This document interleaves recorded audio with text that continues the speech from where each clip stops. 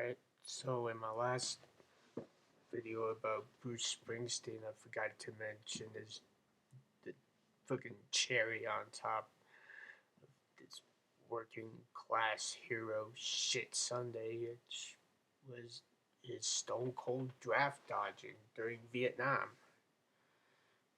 While real American kids, your so called brothers from the same streets you romanticize, were getting shipped off to the jungle in body bags, coming back in body bags, I should say, getting their legs blown off or coming home in wheelchairs. You were pulling every trick in Alice's restaurant playbook to make sure you didn't go. You showed up to your induction physical in Newark, acting like a complete psycho, filling out forms all crazy, refusing to take the tests, claiming you were tripping on LSD, hinting you were gay, doing the full 60s rag routine like some draft dodging method actor. You even admitted it yourself. I was a stone cold draft dodger, man.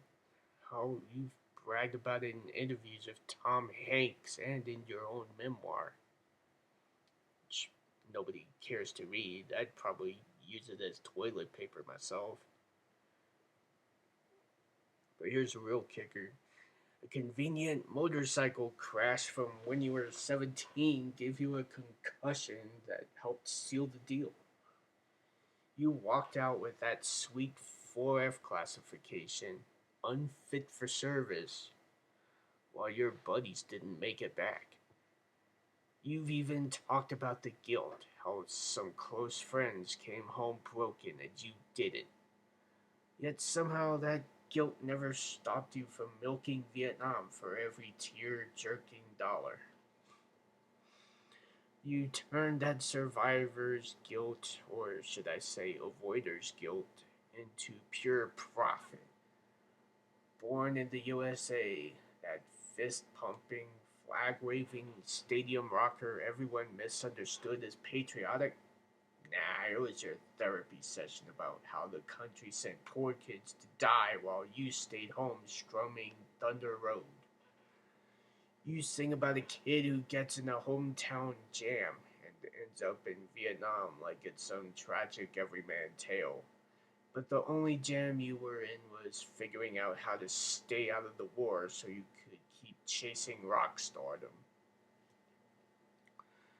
You intro the river live with that maudlin story about hiding your draft notice from your folks, staying up all night scared, then failing the physical and going home, only to have your old man look at you with disgust.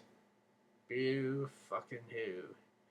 Meanwhile, the real working men you pretend to champion were the only ones actually answering the call you ran from.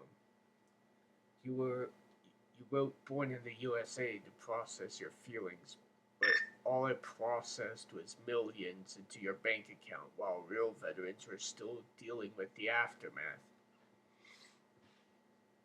So keep screaming no surrender from the safety of your stage, boss.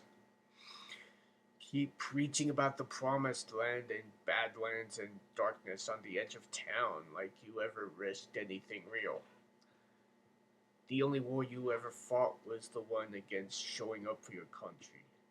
You weren't born in the USA, you were born with a get out of Vietnam free card and a pen full of sob stories.